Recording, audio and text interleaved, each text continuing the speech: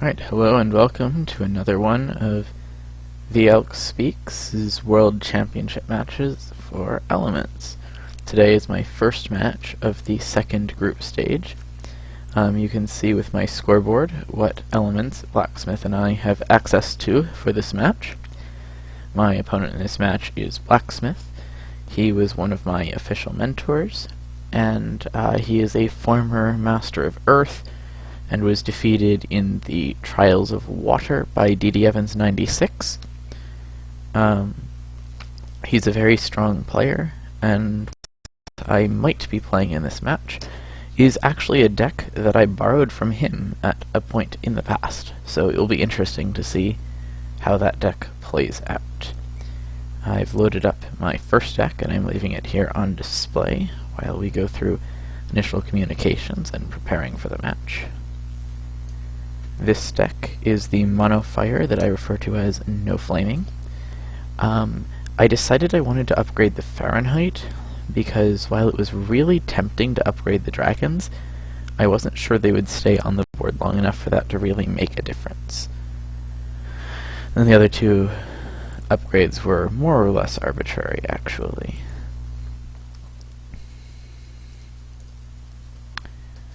His in-game name is Boa Hart Hancock, as you'll see in a second.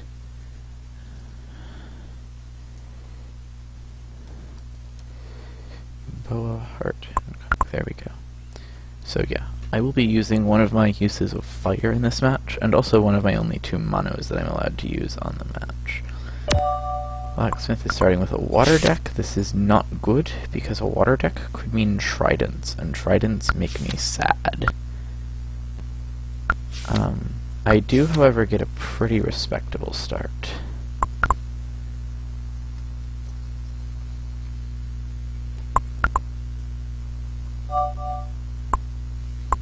Including several Quanta cards that will be very important for this matchup. Also very important is the fact that my Quanta is here split, which means that if I'm going to run into something nasty, by which I really mean trident, but I'm not getting trident. This is a straight NT rush.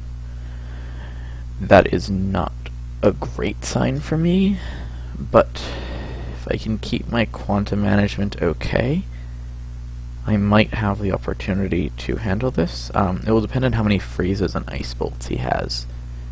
Is going to be a really important factor. Oh no, it's a squid. Okay. So I cannot let this squid stand. I absolutely must not let the squid stand, and I have to kill the squid even if it's, broadly speaking, a suboptimal play on a glance, because if that squid freezes my dragon, I'm just not going to win this game.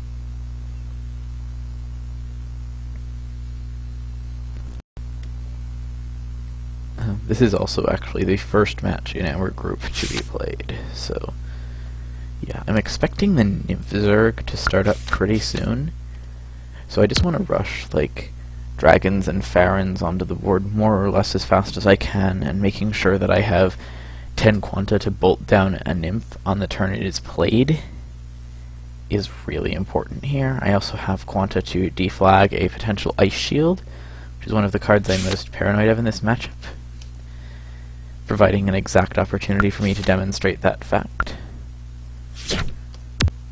I do not like Ice Shield.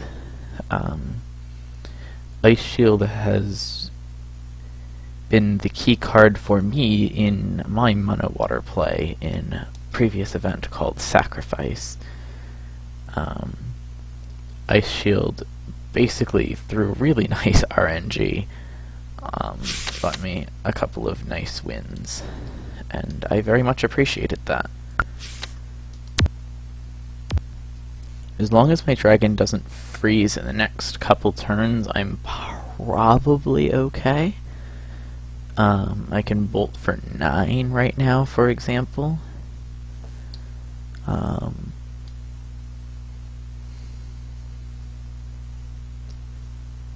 will talk for a moment about my somewhat unusual deck choice of Mono Fires in particular. The vast majority of Pharon rushes are played with the primary damaging creature as Phoenix rather than Crimson Dragon. My philosophy for playing Crimson Dragons is that my damage to card ratio is a lot better, and my damage to quanta ratio is only a little worse, even if it's not especially safe. And therefore, if you're not yomiing your opponent playing high creature control decks, or even if they're playing like moderate creature control decks, you are probably going to be okay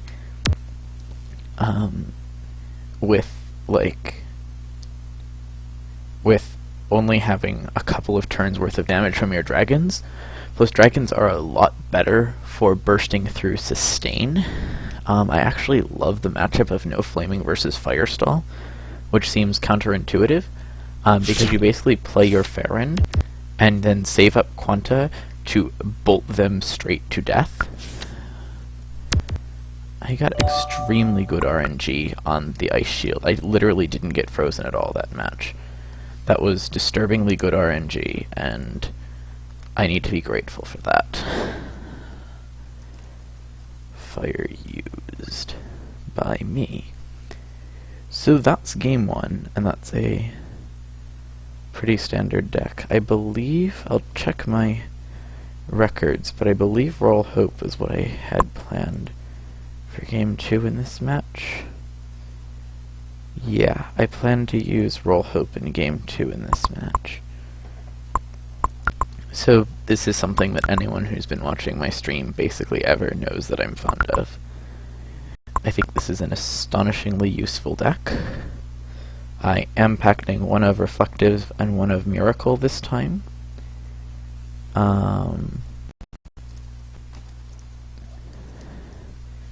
As you might have seen in my match against Cheesy in the previous round, I decided to tech those in. There's not a whole lot the Reflective beats here that I don't otherwise beat. And in fact, the Reflective is probably not necessary here. There's nothing in Time that Reflective beats. Nothing in Gravity. In Water there's Ice Pulse, but he won't play that. Nothing in Earth. In Darkness, Drain Life. So basically I have to ask whether he's going to play Siphonary and whether I beat Siphonary anyway. And the truth is I probably beat Siphonary with Fractaling Dragons, so I'm actually going to go ahead and tech my Reflective out of this match, and instead tech in a second Miracle. Yeah, I'm going to tech in a second Miracle because I'm not that afraid of direct damage.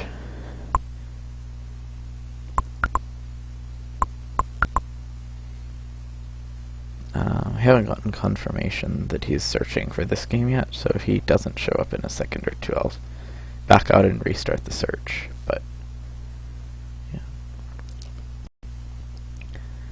yeah. Also, in case it wasn't clear, the mark of chroma, which I have over here next to each of our names, is the free game. In this, you're allowed one game out of your best of 7 to be free, i.e. you don't have to adhere to any particular element-based restrictions, and thus I identify that game with the chroma symbol generally used to indicate rainbows. Yeah. Not seeing a response from him at the moment in the chat. I'll start the search over again.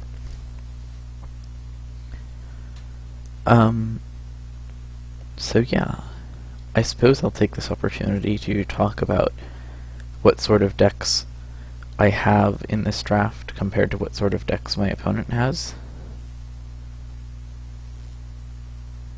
Okay, he says he's going to take a few minutes between games. That's fine.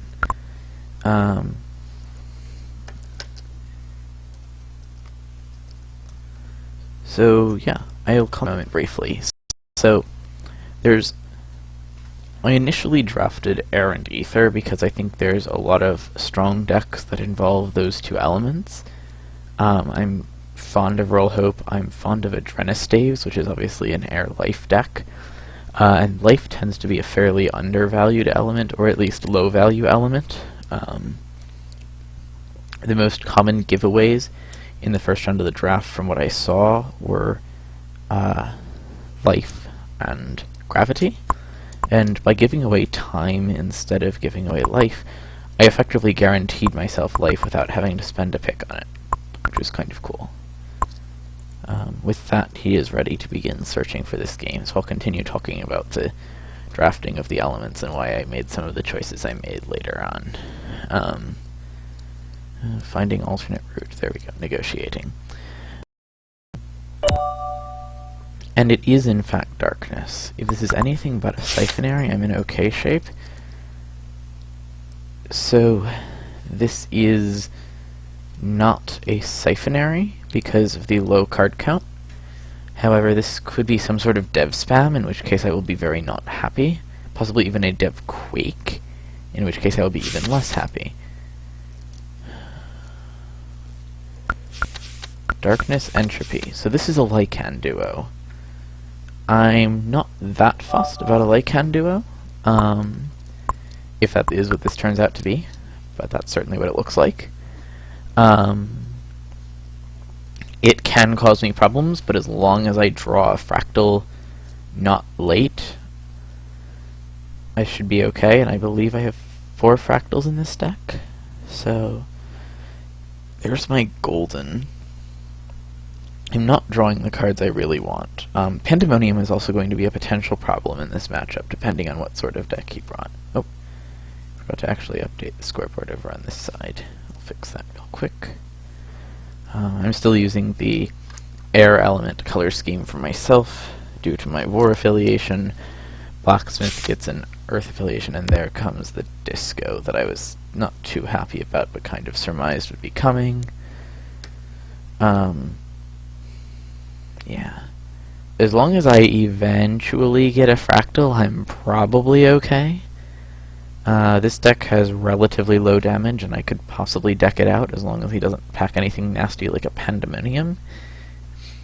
And unupped Pandemonium is kind of unlikely. Just because in a Lycan duo you don't really want to get pended. Yeah.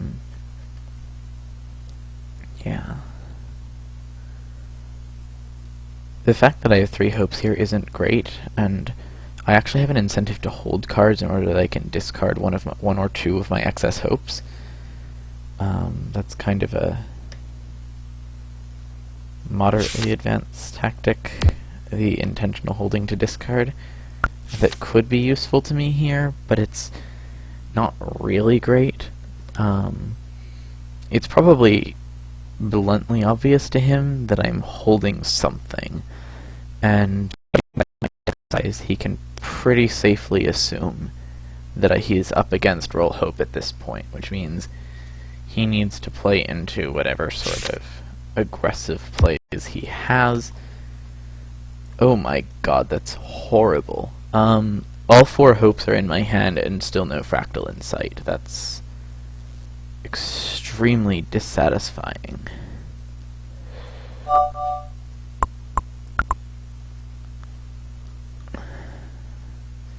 One card can be so game-changing. I think he's talking about the fact that I haven't drawn a fractal, or it could be his discard. Oh god, it's a nightmare, alright.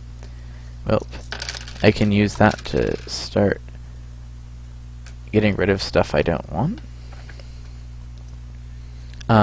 Nightmaring Abomination is a strange play, but not a play that seems entirely bad, it's just strange. It's a reasonable play. It draw locks me. It puts cards in my hand I'm not going to use. Yeah. I need to get a hope out at some point, and how I do that is the $1,000 question. How do you get a hope out in this? You almost have to play the Ray of Light and wish for the best, but you really don't want to, because if he has any way at all of dealing with it, you are completely done, unless you draw both a Ray and a Fractal.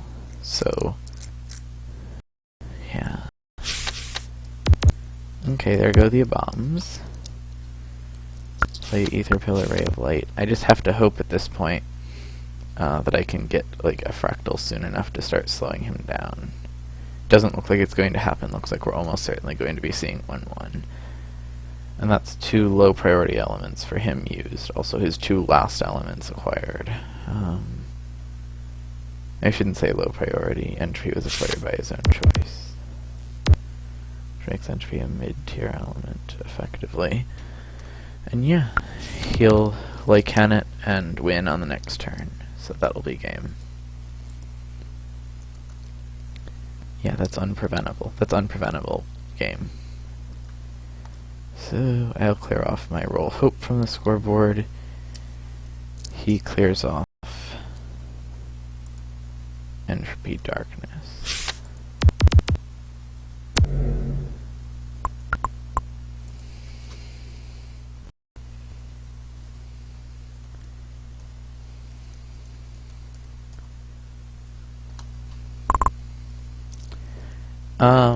So yeah.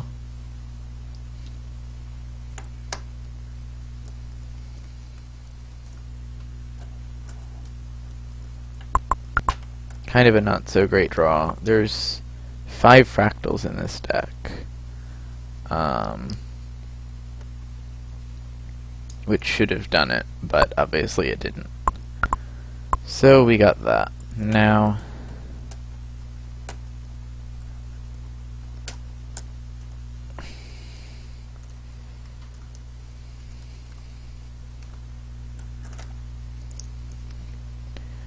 so now I need to actually determine. I'm going to be playing my Adrenaline Staves in this game, almost certainly.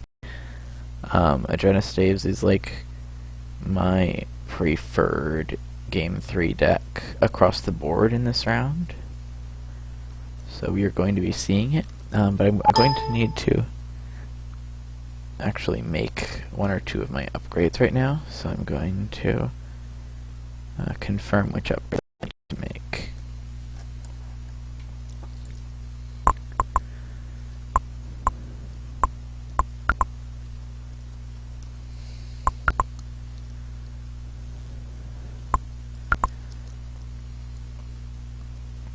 So right now you see that I have 6 cards in here.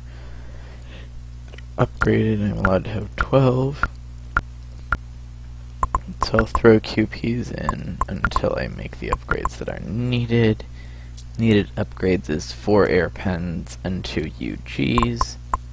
So we'll go over to air and we'll upgrade 4 air pens and 2 UGs. Then go back to my deck and delete this nonsense.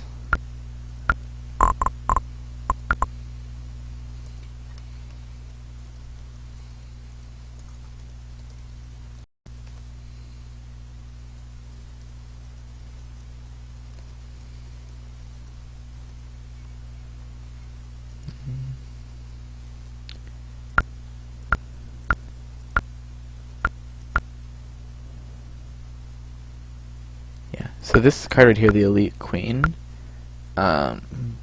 you'll remember that in War I played those 2 Power of D flags, whereas in this WC version I don't want to waste a use of fire like this, so I am instead using these queens. This queen, in order to basically use the Firefly's fire to detonate unstable gases in advantageous situations. It's a somewhat unconventional play, but it's not a weak play. It's just, well, you'll see how it plays out if it works. It's a little bit of a tactical play, though it obviously can be seen ahead of time. I don't want my UGs to get stolen, but he's not likely to be packing Fire Quanta unless he's playing a Steamies deck, and he doesn't have cards that would justify playing a Steamies deck.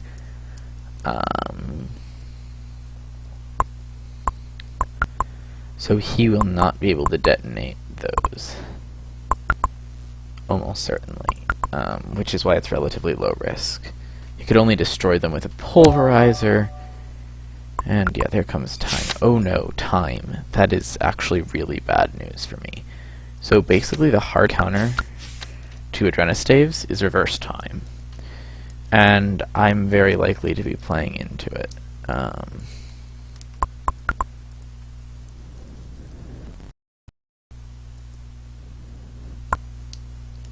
Or this, yeah.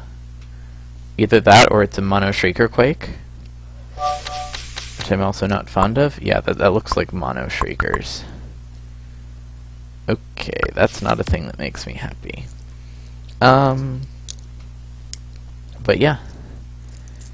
If I get, like, any Air Quanta off my next turn, by which I mean not getting chipped off by a Earthquake, I am in acceptable condition.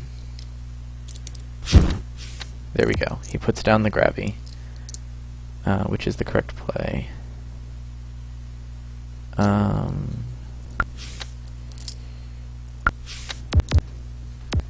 Yeah, okay. I should have this play now.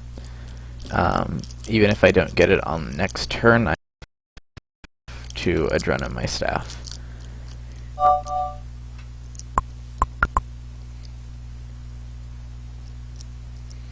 Yeah, he's surprised by the Elite Queen, because this looks suspiciously like a trio. In fact, it's a Quanta trio, but it's not a factual trio. I get 4 life this turn, so I can continue generating Fireflies. If he RTs my staff, I will be very unhappy, but I will be very much less unhappy than if he RTs it after I've Adrened it. So that's why I am flying it like that. Oh, that's interesting. Alright then. So, what do we see? We see that. So we see that I have damage that he'll have trouble getting through. He'll have a shield that I will have trouble getting through. My entire source of damage in my deck now is Elite Queens. That is going to be my only damage source in the deck. However, I should have enough Druidic Staffs to at least cope. There is another Air Pend.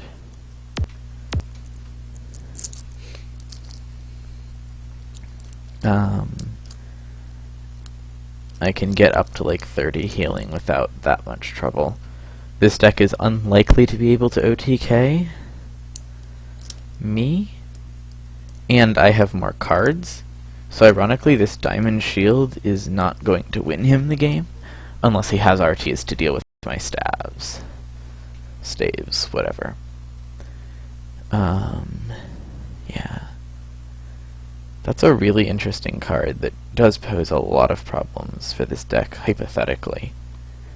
But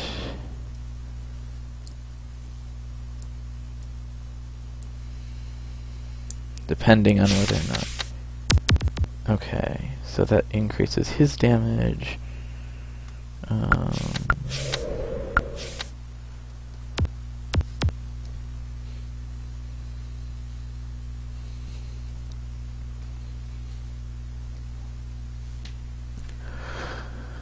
So now I deal 3 damage per turn, which is kind of small. However, I heal lots of damage per turn.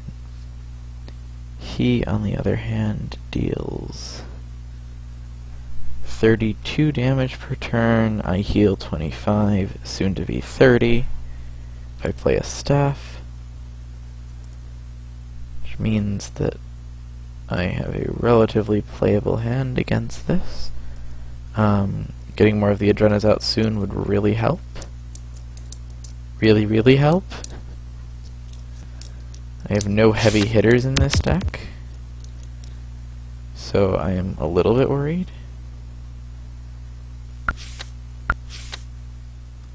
But But I have to get the staff down. There's just no other option.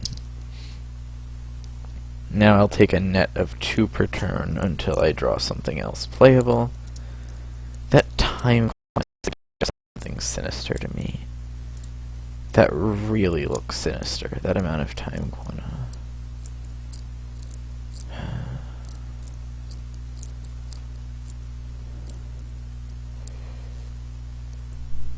So yeah, we're running into the case too where the war version of the deck would have been far stronger.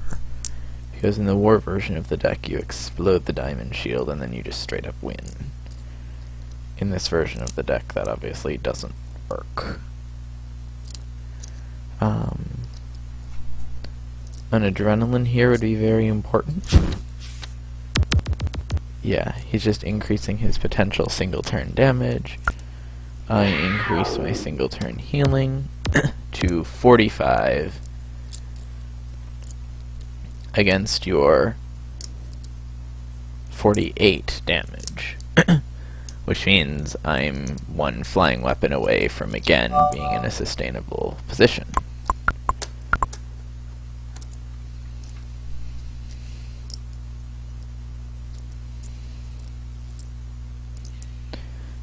Druid's Staff is a terrifying card when used this way.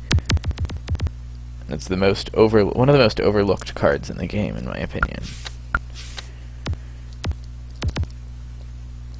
Which is why it's amazing. Yeah, that will be 30. For that's 54 into 45. He can chip me at a rate of 9 per turn, and after about 6 turns, kill me under current conditions. This is obviously not, but like 1 or 2 more cards of the right sort, like flying weapons and adrenalines, and I can probably sustain. It looks like his damage source is going to be 96 per turn max, assuming 6 golems, 6 shriekers, and that's not even possible. So we're looking at potential deck out situations, assuming I get the right cards. Oh, there we go. There's the reverse time. And that's the game. Yep, that's just game.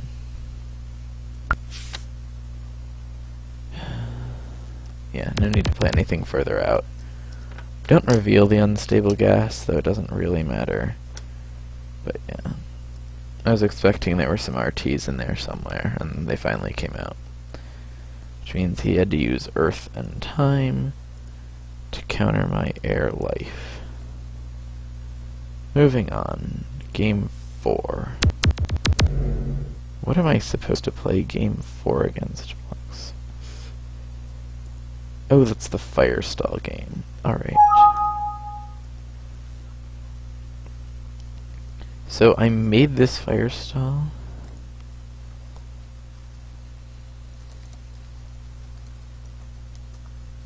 So Firestall is the theoretical Game 4 deck here. I actually made a Game 5 version of it, in case I was down 0-3, in which case I would be playing my free game in Game 4. So it's going to take me a second to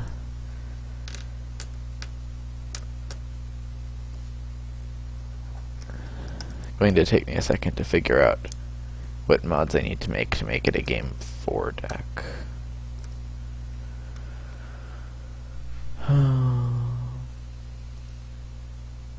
Let's see.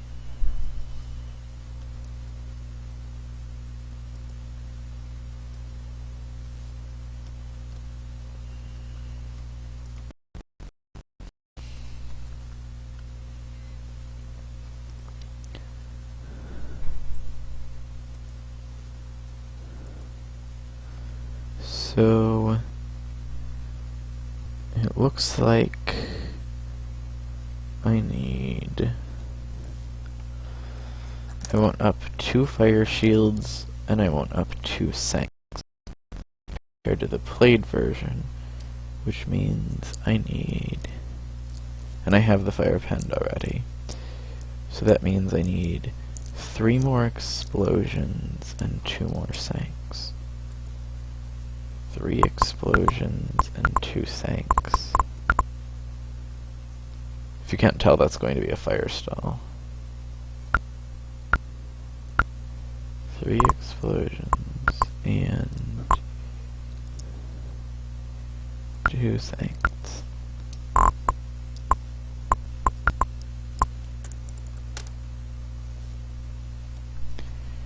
Now we're gonna have to look at this and see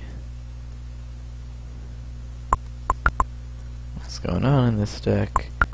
Missing things are 2 fire shields,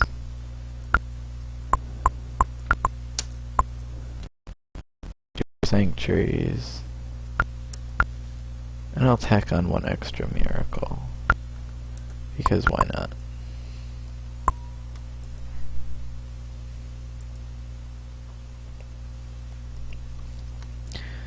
That is not, for the record, good deck building practice, but yeah, I just did that. I didn't fully determine exactly how this deck needed to be played ahead of time, as much as I wish I would have. This deck right here, I mean. But this deck is Blacksmith's Firestall, basically. I've obviously de-upped several of the cards in the deck, but broadly speaking, this is the Firestall that Blacksmith created and posted. It's a very old Firestall. That is not a criticism, but it is an old Firestall. I'll put my Mark of Fire in instead of one of the pillars, because that's also cool. Yeah, this is one of the oldest.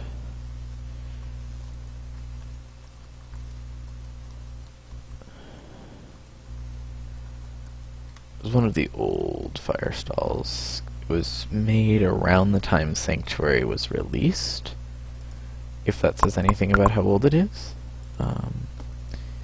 But yeah. So basically what we're looking at the rest of the match are, I'm looking to play a Sosek Mono and a Skyblitz Fractal Balls, and anytime I get down to my elimination, I'll play my free game, which will most likely be a Scion Recluse Tall, though could also be like an early second play of Skyblitz Fractal Balls or any of my other decks. My Rooting for DBH is also a very solid option at any of those spots. Yeah, so that's broadly speaking where the game plan goes from here.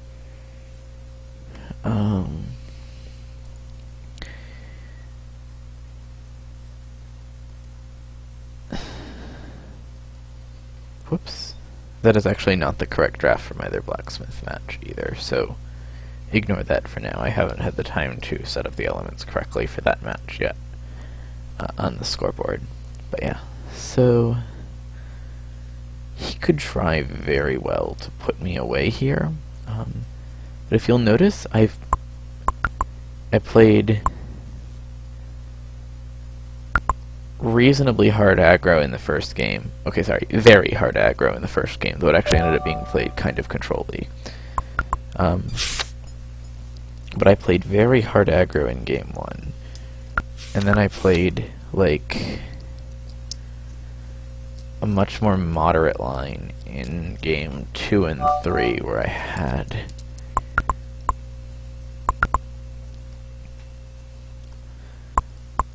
other stuff that wasn't really hard aggro, basically, in games 2 and 3.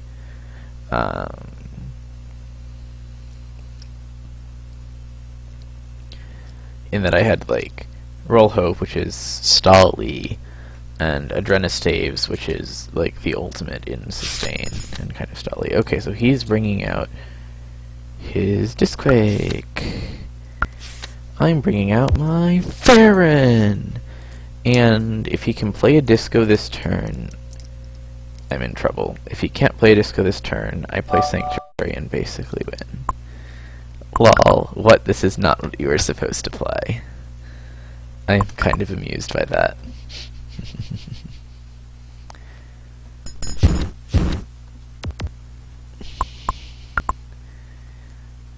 Yep, there goes the sank. Interestingly, I don't actually have the strongest stalling cards right now. But yeah, broadly speaking, this is a very good position for me to be in. Though I need to start actually drawing stall cards for this to work.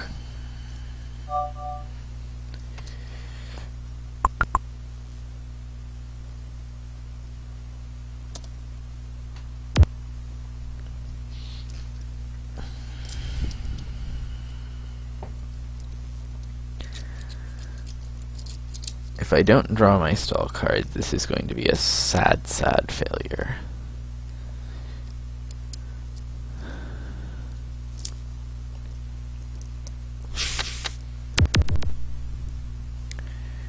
This would be a really good turn to have access to Rain of Fire, but I don't.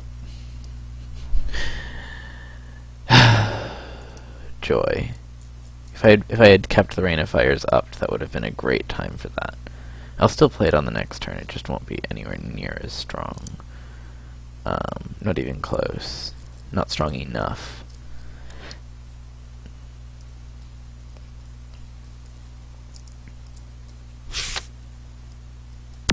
I need a fire shield. I need it now, or something.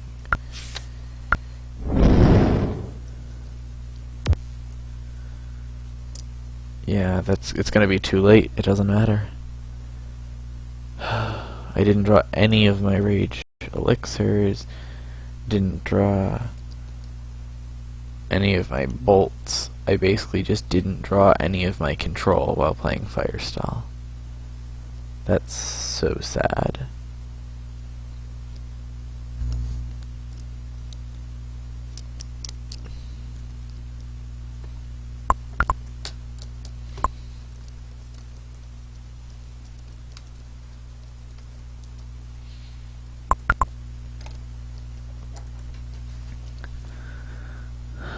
Three explosions in the opening hand. Or not opening, but early hand. Woven. Interesting. There's one. Alright. 6. I could take 12, 22. That's not going to be enough. Just do that. And the game. It would have been 22 anyway. It was more damage than I could have handled, but it was an interesting play. So, what comes out now? What comes out now is my DBH. Yeah, I have to play my DBH this game. I'm down.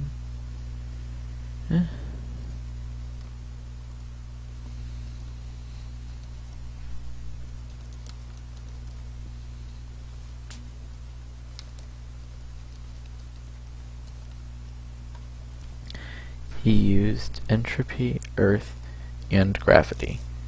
So for the remaining 3 games, he has 4 elements plus that. So that's interesting, actually. So he can basically play Swallow and Ghostmare.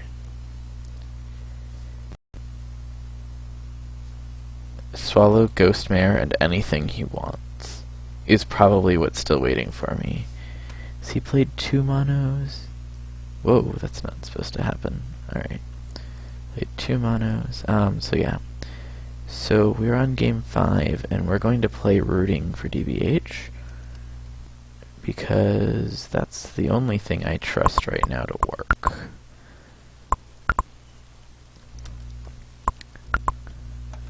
This is the most unconventional DBH you've ever seen, I imagine, in that basically it combines the Wings Bow with the DBH.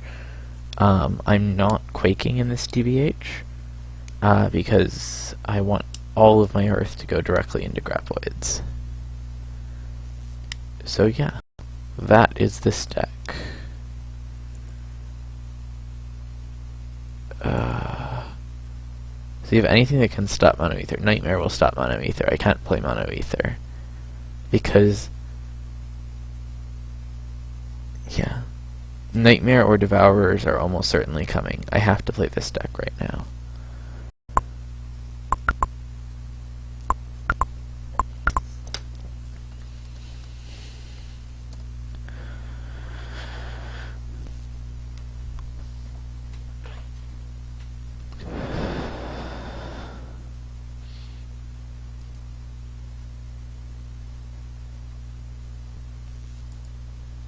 So yeah, this theoretically beats both Swallow and Ghostmare, and beats a pretty decent swath of things he might have lined up.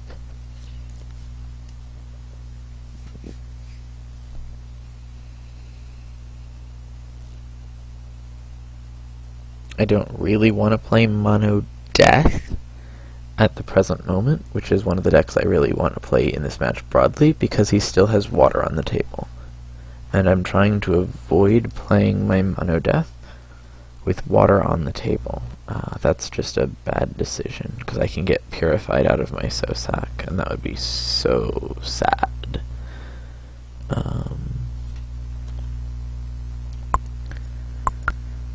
So, while we're waiting on Blacksmith, back to the broad topics. So, Air and Ether give me access to a variety of kind of rushy decks, including the Damsel Tull and the Skyblitz Fractal Balls, which is one of my personal favorite decks.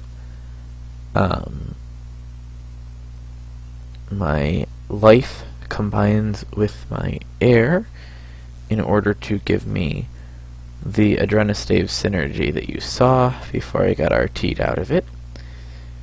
Death is a very strong element in any Sharded meta because Shard of Sacrifice is arguably the most game-changing card in the game. So that's Death. And then Fire goes really interestingly with Death in a stall. Goes a nice mono. Light goes with Fire, goes with Death, goes with Ether, goes with Air. Light basically does whatever it wants. I was okay with letting the final choice be between Entropy and Light, and giving Blacksmith Entropy, because of the fact that Light would enable my Fire stall. With Death and Fire both making it to the latter 6 elements in this draft, I was trying to enable Firestall and Mono Death, and so by drafting that and leaving up the relatively strong Entropy, while giving up Darkness and Earth, I figured that if I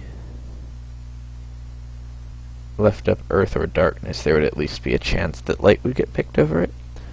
And I was kind of trying to acquire Light by leaving it up with something that looked strong, but that I had a plan for.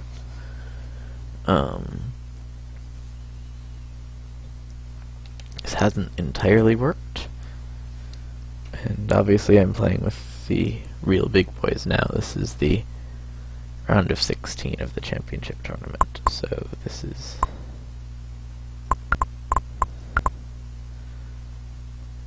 ready to go. Alright.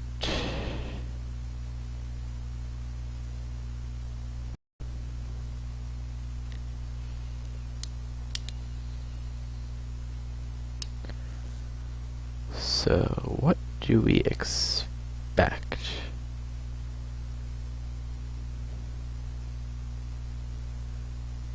What do we expect? I'm betting Ghostmare first guess. Second guess, either Gravity NT Duo or a Swallow.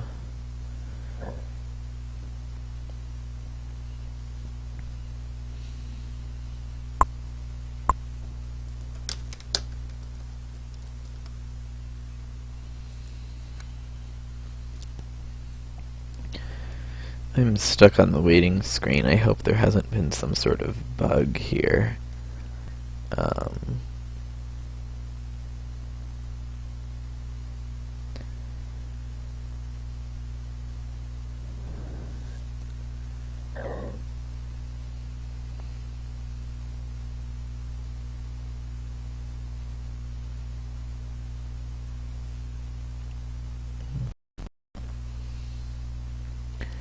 He could play Chaos Dunes.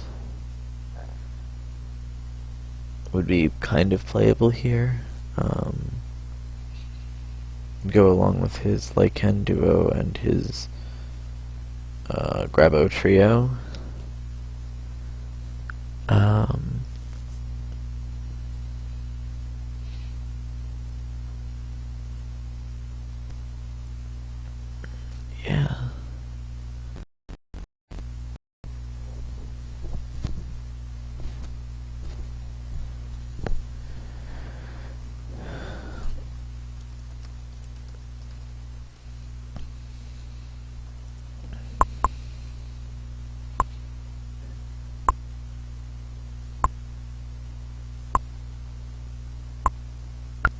Yeah, let's try searching over. There we go. Got it. Okay, here comes darkness. This is almost certainly what I predicted then. This is almost certainly Ghostmare, and this is my best chance to beat it. Oh no! That is not my best chance to beat it. 1 QT, no SNs. So that's not my best chance to beat Ghostmare.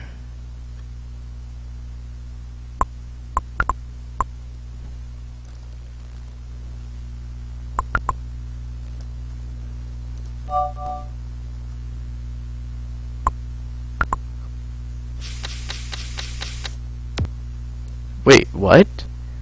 Squidmare of some sort? I have no idea what's going on here. He's surprised by the entropy mark.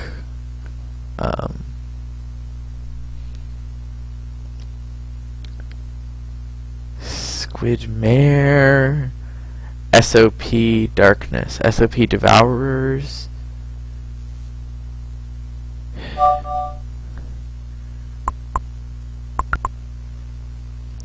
I'm not sure what's going on in his deck. I am 100% confused. Unless it's supposed to be like vampire nymphs? Maybe it's some sort of like vampire nymph deck? Who knows? This is the joy of the game, right? You gotta figure out what this deck is doing. Looks like he's going to time out here.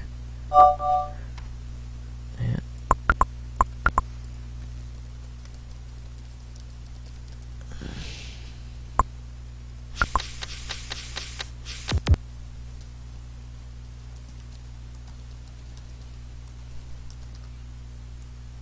Oh, there we go. That's a full desync error. Which is obviously not what everyone wants. But I'll start playing this out anyway. So, desync error.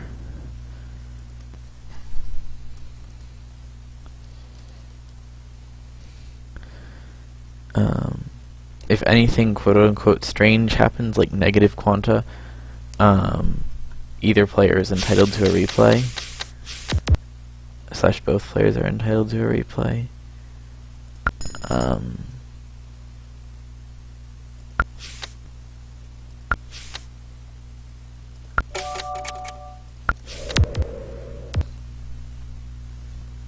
Yeah, both players are entitled to a replay if anything like actively strange happens because of the desync. If nothing actively strange like negative quanta or disappearing cards happens, then connection rules where if like the same player wins on both sides, that player wins.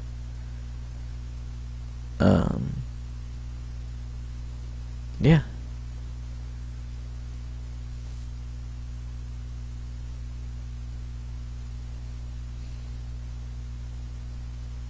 Wait, it's still showing a timer for my opponent's turn.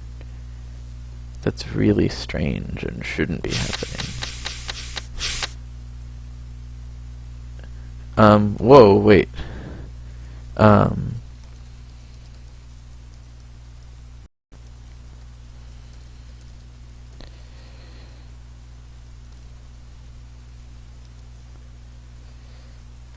Yeah, I told him that he just lost a ton of health suddenly and unexpectedly on my end, and that we can replay.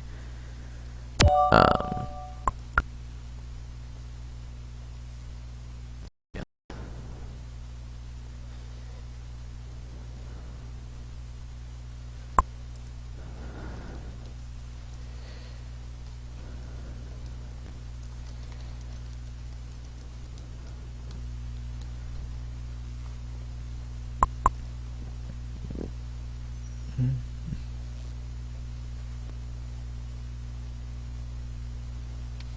I'm waiting for him to respond to the message and see whether we're replaying or not. Assuming that if we aren't replaying, I'll be preparing my Sosak Mono at the 24 slot.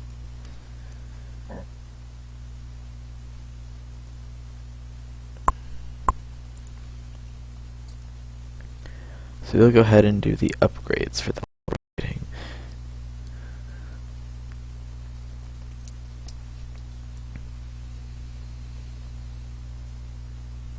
The upgrades for that deck are 4 poisons.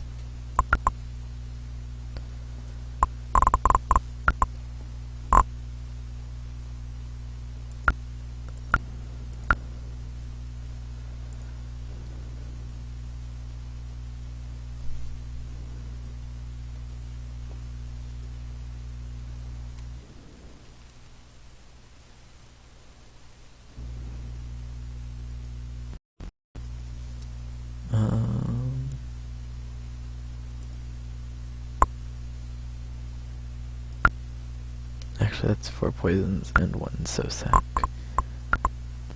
Okay, he says that I should have won anyway. So.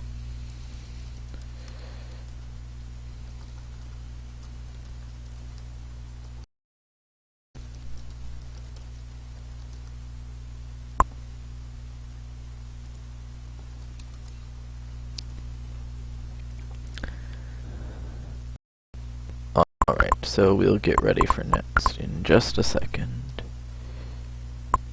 Yeah.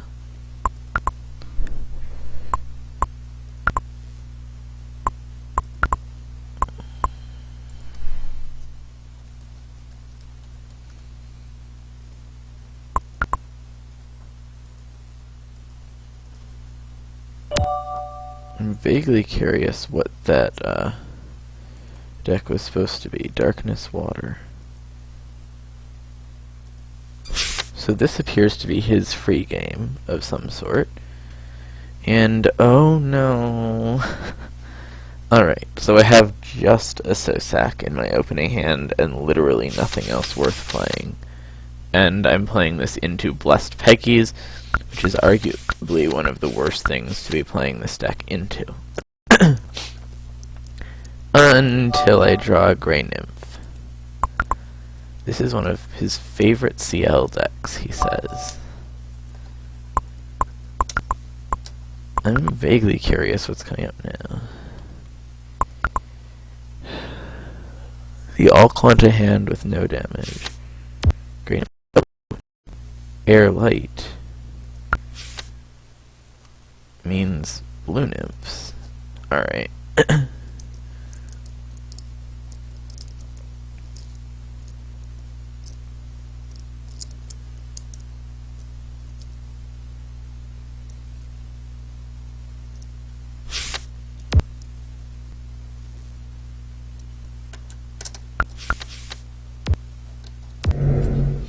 So we'll see whether my Sosak Mono Death, which got off to a kind of slow start, can handle this. I'm curious. He's going to immolate his nymph eventually, and there's not much I can do about that aside from, like, afflet it.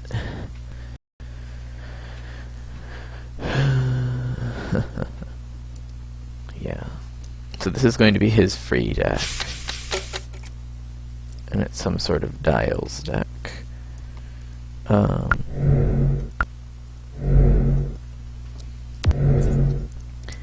Interesting that you're going to see like dials being played willingly into Mono Death, because normally Mono Death is one of the decks that benefits most from dials. But this, yeah, this is a basic UG dials, but played not. So yeah, we're gonna do that. Not that it really matters, but we're gonna do that. And you could basically kill me next turn with those. So we're gonna play the Sosak. And hope for the best.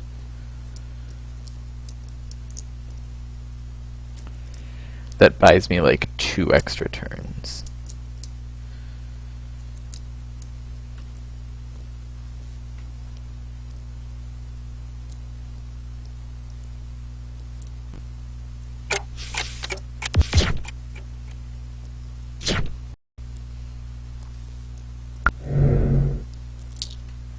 And there come the fireflies, which makes sense.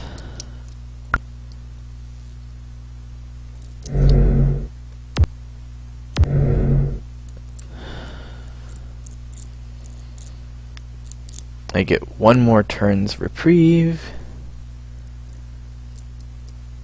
You get 2 fire out of your firefly. I misplayed Sosak there. I misplayed it. Oh, I was expecting the Emo Nymph, that's why. Okay, yeah. So that wasn't a complete misplay, that was a fail Yomi. That was just a straight up failed Yomi. Alright, that's cool and all.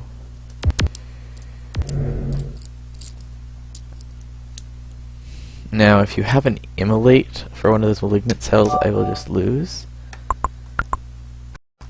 But if you don't, I win. That's basically literally what this comes down to, unless he has a dial. If he has a dial,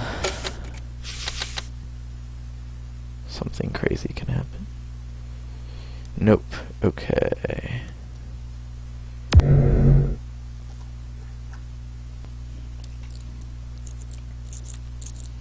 Yeah. He needs an Immo to win. That was tough luck for you.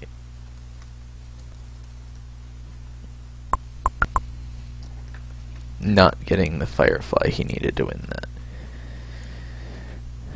Yeah, so I was expecting Immo to be the fire source, but he played that. I mean, it's his free game, so it doesn't actually matter. So yeah, he will literally only have time and gravity left, and I have 1 game left. I have played 2 monos, however, so I can't play a 3rd mono. I must play a duo. I can play a Pugons of any element, or I can play my beloved Skyblitz Fractal Balls, which is what I'm going to play.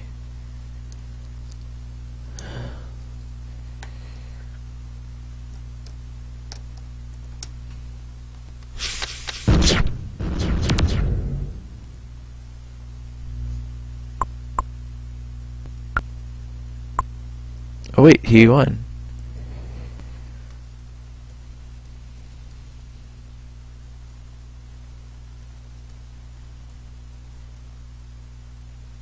I'm not sure what just happened there. Oh, because he blew up UGs he didn't have Quanta for. That's a known bug.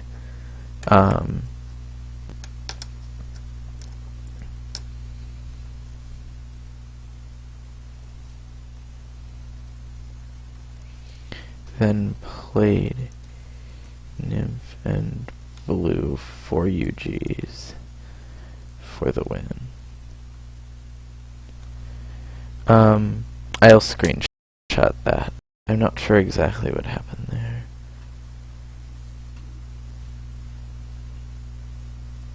I think that's the UG bug, though, where AI will sometimes play UGs it doesn't have the quanta for. I'll leave that screenshot for now.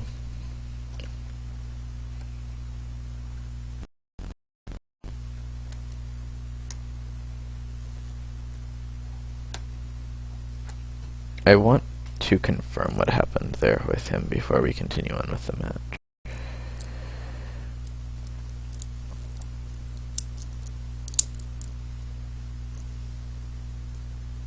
So his choices coming up would be monogravity, monotime, and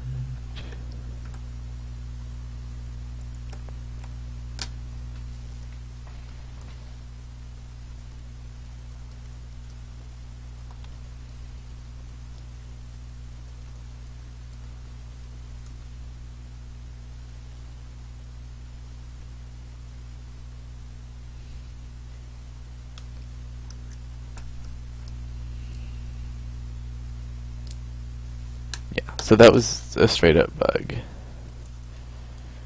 And the official ruling is that the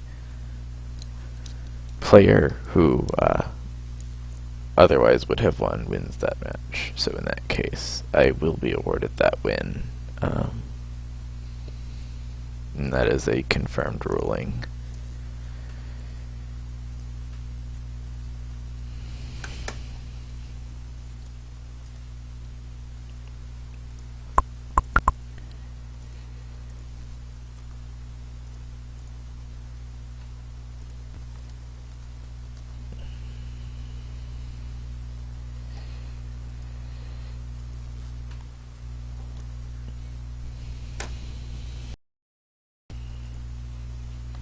And here we go.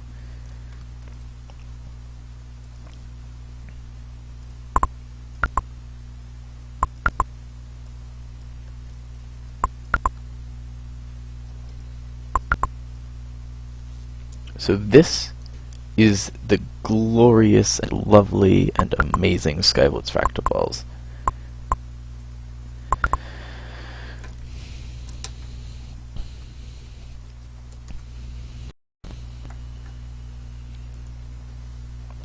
Oh, that was his free. If I lose this match 4-3, it's not the end of the world. It will mean that I will have to play very well in my other match here. My match is against Reggie, my match is against Root.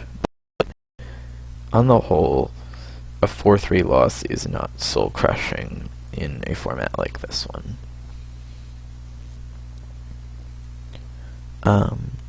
This is an off-balance rush. For those of you who have never seen an off-balance before, it's a fairly high variance deck that either wins hard or loses hard. Off-balances want to win in about 4 to 5 turns. I don't believe that in his remaining elements he has a meaningful way to prevent this off-balance, unless he has a way of spamming black holes early from a gravity nymph, and you're only allowed 2 nymphs.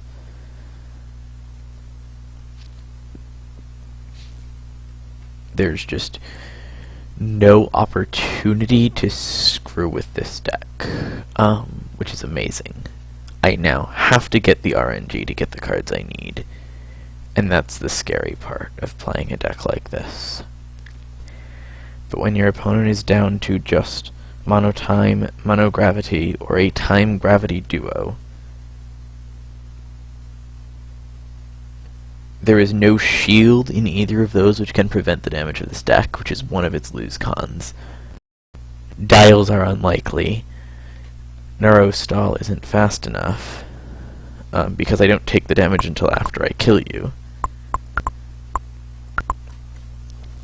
So I would say that this deck has at least a 6-4 matchup against every deck that he is legally capable of wielding at this point in the match. But this deck is super RNG heavy.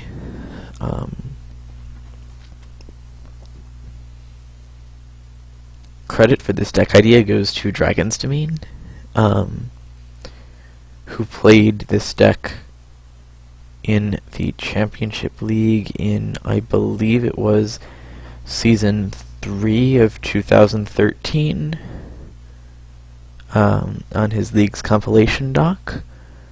It's an absolutely gorgeous deck. One of my favorite off-balance decks.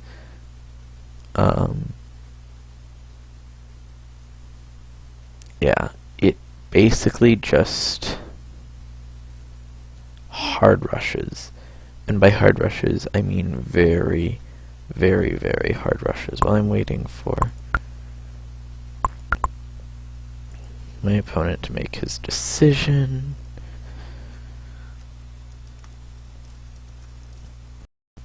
On his final deck. So yeah, basically the goal of this deck is to spam damsels early to build up for a big Sky Blitz, while fractaling your ball lightnings for massive damage early in the game. It also allows you to fractal damsels if that becomes an advantageous play. A theoretically perfect opening for this deck lets you, let's see, what is it you get? If you're playing second, you can get 4 damsels and 4 upped quanta in the first turn of the game, which is good for 8 damage.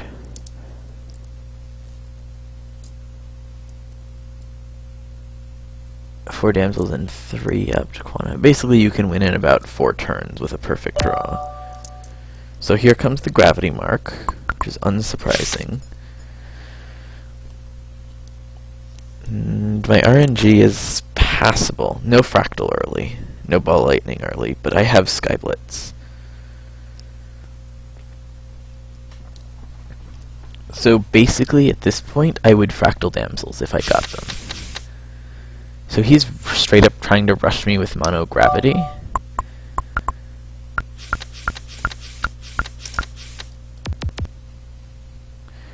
Which means he has no mass CC. Other than gravity pull, which is quote-unquote CC. And yeah, this is a deck that absolutely catches players off guard when they're not ready for it.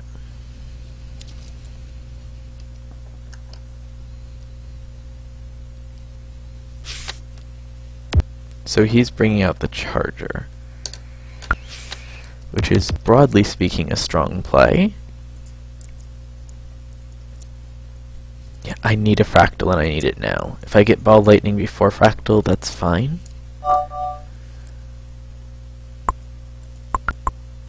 But, yeah.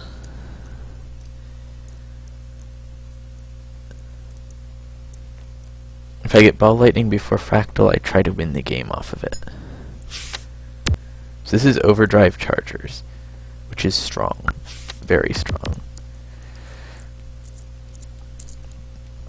If I get fractal, I have to play it. I have to play it immediately. That's 7 damsels, which is a lot of damage. This is overdrive Chargers, which is a scary, scary deck. And this is going to be a damage race. I'll take 13 on the next turn. Oh, Shard of Focus. Oh, that's actually not bad for me here. Okay, yeah, I have to fractal my damsels here. Okay, so I have 4, 5, 6, 7, 8, 9, 10. I am currently dealing 20 damage per turn and can double that to 40 on the turn of my choice. This means I literally need to draw 1 more ball lightning or damsel to win in the next 2 turns. That was 23, so I'm winning about 6 to 7 turns here, unless he somehow has a way to stop that. He has to actually, like, rapidly black hole. It might be too late for him altogether. I'm not sure what cards can save him here other than, like, more overdriven Chargers. He only has like 2 turns to be saved, assuming I don't just draw Ether Quanta.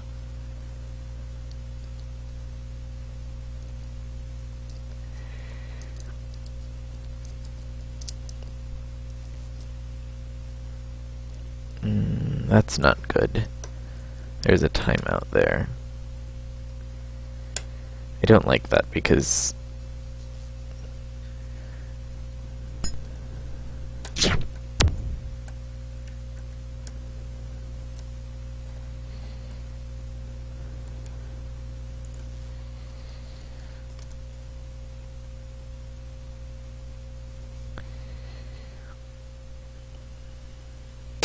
so I'm going to first take a screenshot of the timeout screen. I'm going to go save that because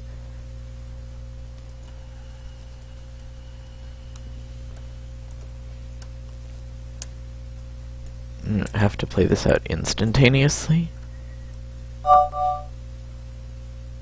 Yeah, the server is really being irritating today. I'm so sorry to have brought you a match which is unhappy.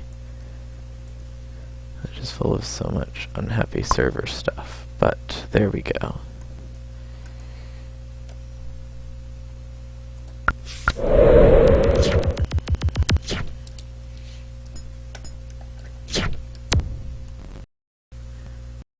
Oh, he gravity pulls, okay.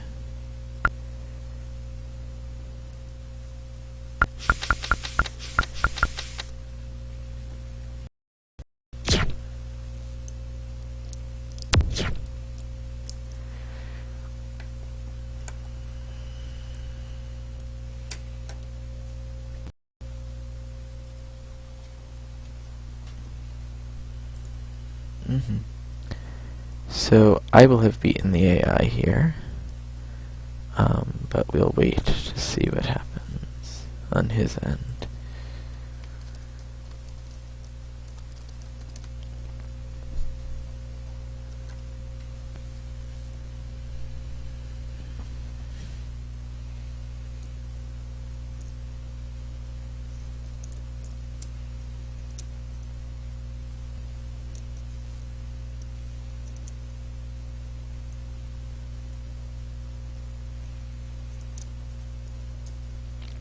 The use of a gravity-pulled Sofo.